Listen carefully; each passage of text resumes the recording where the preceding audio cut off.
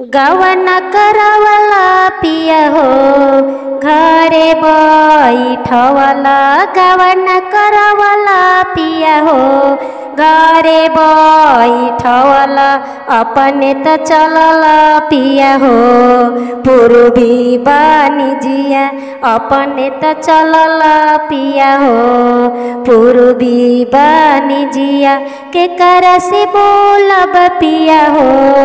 के करा से बतियबे के करा से बोलबे पिया हो के करा से बतियबे के करा से कहब पिया हो दिलवा के बतिया के करा से कहब पिया हो दिलवा के बतिया सासू जी से बोली हा धनी हो ननद से बतिया सासू जी से बोली हा धनी हो ननद से बतिया देवरू से कही हा धनी हो दिलवा के बतिया देवरू से कही हा धनी हो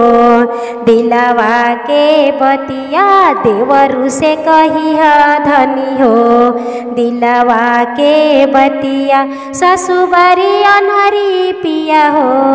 ननदो ससुरई तीन ससुबारी अनहरी पिया हो ननदो ससुरई तीनी अरे देवराया भागा पिया हो मुखहु ना बोले देवराया भागा पिया हो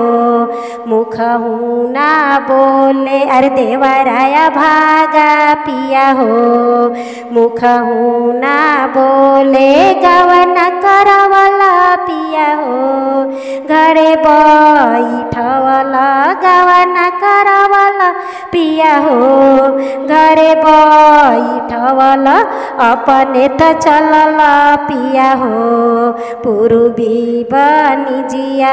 अपने त चलला पिया हो पूर्वी बानिजिया।